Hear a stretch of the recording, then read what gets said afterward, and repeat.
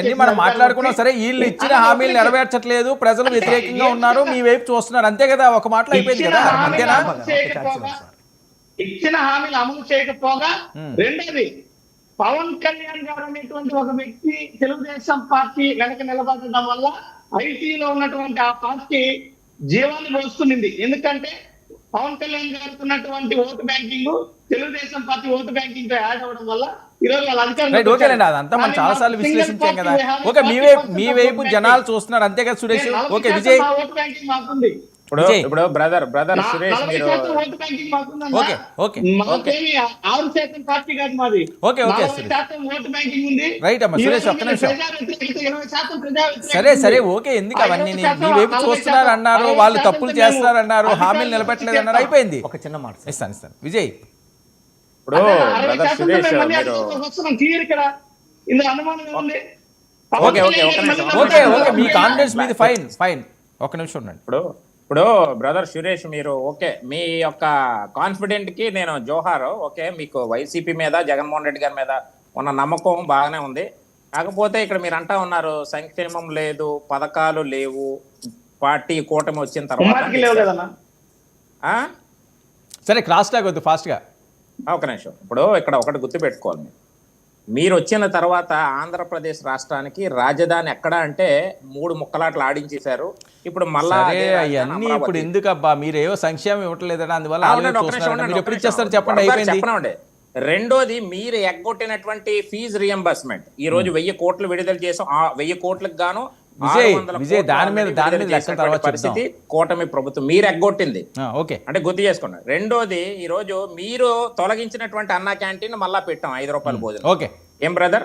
రెండోది మీరు తెచ్చినటువంటి ల్యాండ్ టైటిలింగ్ యాక్ట్ ప్రజల తాలూకా సొమ్ముని ఆస్తులను కొట్టేద్దాం అనుకున్నారు కదా. సో 15 సంవత్సరాలు ముఖ్యమంత్రి చంద్రబాబు నాయుడు గారు పవన్ కళ్యాణ్ గారు చెప్పినట్టు అంతేనా? ఇప్పుడు ఒకటే వరం, వైసీపీ మనుగడ అనేది రాష్ట్రంలో లేదు. ఇంకోటి బ్రదర్ 2029 వరకు మాట్లాడుతా ఉన్నాడు బ్రదర్. 2029కి ఏదో జనసేన, టీడీపీయో, బీజేపీయో, కాంగ్రెస్ కో కనిపిస్తామేమో, అప్పుడు కలుద్దాం మళ్ళా. రెస్పాండ్ అవ్వండి. నాకు సురేష్ గారి మాటల్లో నచ్చిన ప్రాస బాగుంది సార్.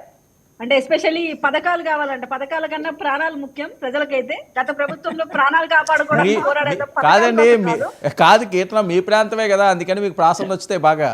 మా పార్టీ సార్, మళ్ళా మా పార్టీనే. అవునా? మా పార్టీ అక్కడ నాటిన మొక్క. కీర్తన గారు ప్రజల ప్రాణాలు ముఖ్యం. ఇప్పటికి నిన్న కూడా తీవ్రమైనటువంటి సంఘటన జరిగింది. తాడేపల్లిలో మహిళని అత్యాచారం చేసి చంపారు. ఆ ప్రాణం ముఖ్యం కాదు కీర్తన గారు? మీకేమన్నా దాని మీద స్పందన తెలిపేటువంటి అవకాశం ఉందా? సురేష్ మాట్లాడరా? ఒక్కసారి సురేష్ గారిని మ్యూట్ చేయండి. పథకాల కన్నా ప్రాణాలు ముఖ్యం అనుకున్నారు కాబట్టి జగన్మోహన్ రెడ్డి గారిని ఇంటికి పంపించారు. ఉద్యోగాలంటే వాలంటీర్ ఉద్యోగాలు కాదని గమనించారు కాబట్టి యువత కూడా ఓటేసింది.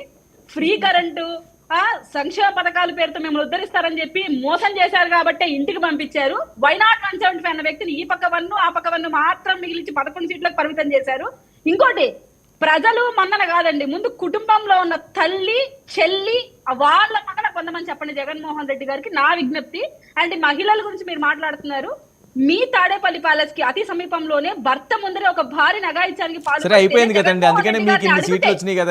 జగన్మోహన్ రెడ్డి గారిని అడిగితే నరాగోరా జరుగుతుంటే దాని గురించి మాట్లాడుతున్నారు ఏంటని ఇట్లా మైక్ పక్కకు పెట్టి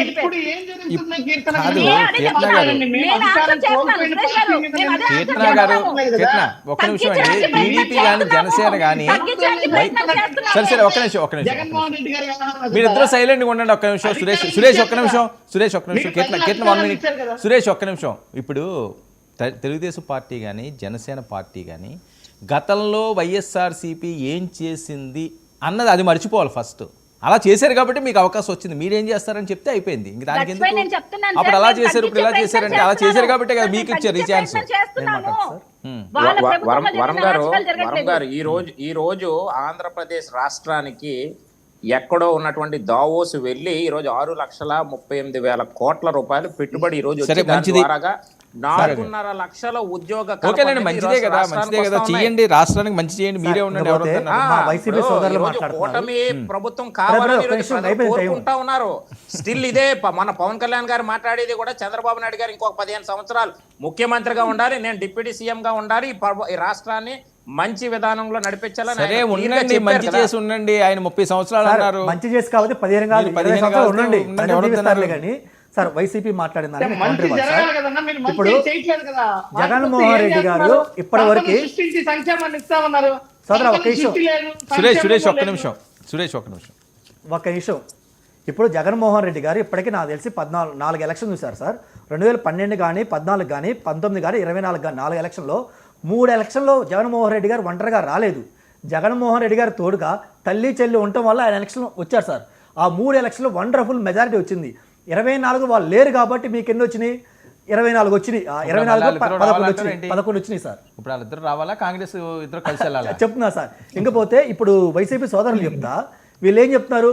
వాళ్ళందరూ విడిపోతే మేము గెలుస్తాం, Okay. లేదు వాళ్ళ పథకాలు అమలు చేయకపోతే మేము గెలుస్తాం అంటే, కానీ మా జగనన్న మంచి చేశాడు, మా జగనన్న మళ్ళీ ప్రజలు విశ్వసిస్తున్నారు, సరే. మమ్మల్ని నమ్ముతున్నారని మీరు ఎందుకు చెప్పలేకపోతున్నారు? సరే, చూద్దాం అంటే ఏం జరుగుతుందో. చెప్పట్లా. దాని అర్థం అదేనా? సో వాళ్ళ మీద పడి అడగటమే మీరు సంక్షేమం మీరు ప్రజలకు ఏం చేస్తారో చెప్పరు. ప్రజలు సరే, సంక్షేమానికి మీరు సంక్షేమాలు అమలు చేశారు కదా, దాని అర్థం బటన్లు నొక్కారు కదా, ఏమైంది మీకు?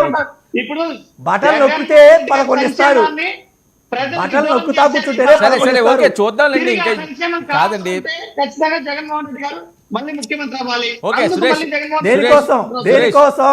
సురేష్ ఒక్క నిమిషం. దేనికోసం? వేడి మొదలైంది కదా, సమ్మర్ స్టార్ట్ అయ్యింది, ఏప్రిల్లోకి అడుగు పెడుతున్నాము, ఇంకా వేడి రాజుకుంటుంది. చూద్దాం ఏం జరుగుతుందో.